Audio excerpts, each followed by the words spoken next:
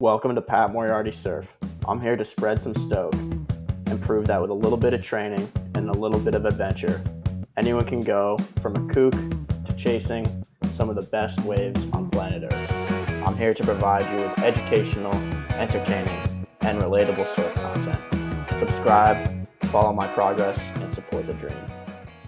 What's up, guys? Welcome to the show. The topic of today's discussion will be knowing your limits. When is it too sketchy to paddle out? Getting comfortable in bigger surf is no easy task, and it takes both courage and facing the unknown to do so. Just like when we go to the gym and put heavier weights on the bar, our body adapts to the conditions, and similarly, when we push ourselves into bigger and sketchier waves, our body and our mind adapt to these conditions. This process, however, is not easy, and it is often accompanied by fear and/or pain.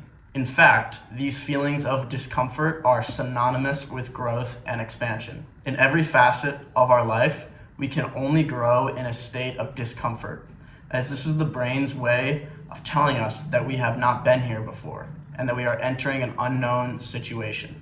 The key to building up strength in the gym or a capacity to surf bigger waves is the same. You must incrementally build confidence and increase the resistance you face, bit by bit. If you're used to surfing gentle beach breaks and then you go paddle out to 15-foot pipeline, the discomfort and fear you face by this experience will be too great. This is the equivalent to only doing bodyweight exercises and then going into the gym and putting 4 plates on the bar and trying to bench press 300 pounds. The incremental increase in resistance is too much for your brain and body to handle. In surfing, we should look to find our edge of discomfort and push on this edge. As we push on the edge of our comfort zone, something tremendous happens. Our comfort zone begins to expand, and waves we thought were once impossible and too scary for us just years ago are now manageable and even fun. This is a photo of me surfing Uluwatu when I first set out on my surf journey.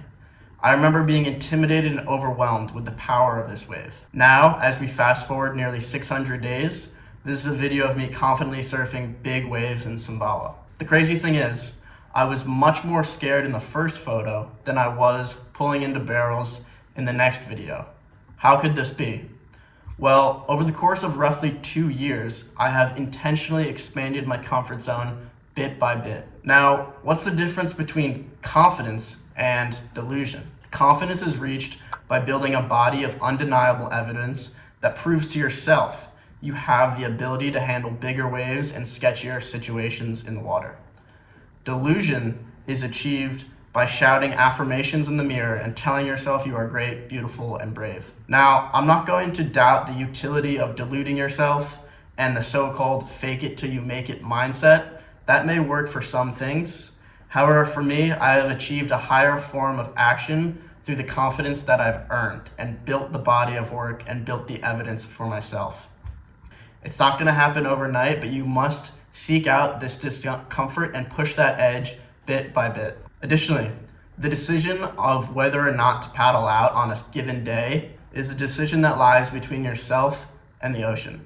Do not let a friend or other guys in the lineup convince you either way, whether they're telling you it's too big, don't go out, or hey, you'll be fine, just come out with us. It is your decision. Similarly to how you would use different weights than your friends do in the gym, you know your limits and you are the one that can make that decision. It's one of the beautiful things about surfing. It provides us with a great sense of autonomy.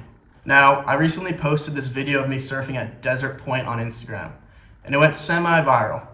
Many of the comments were making fun of my surf style, which is totally fine, welcomed honestly. It was the first wave of the day, I didn't find my footing too well, and I didn't surf it that smoothly. I'm cool with the ensuing comments making fun of my style. However, there was one comment that caught my attention and inspired me to make this video. Quote, "Man, you shouldn't be out at deserts. Not being mean, but learn to walk first. You don't deserve a spot in that lineup." This is a mindset issue that holds so many surfers back. It is a limiting belief that signals to yourself that you are not deserving or worthy of catching certain waves and being in certain lineups. And it is a dangerous path to go down. In general, I think everyone knows their own limits and everyone can make the decision for themselves as to whether or not they should be in a given lineup. And it really contradicts the ethos of surfing to say that you have to be at a certain style level or skill level to be allowed to enter certain lineups. Now, the most important thing is to understand safety. If you're going to be a liability to other surfers in the lineup, that's a big issue. And if your skill level is so far below that you are going to be getting in the way and crashing into other people, that's an issue.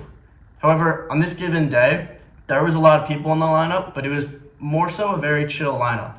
There were guys at the top, all the pros were taking the big set waves, and then even some pros sprinkled in sort of where I was on the mid-shoulder, sort of catching the insiders.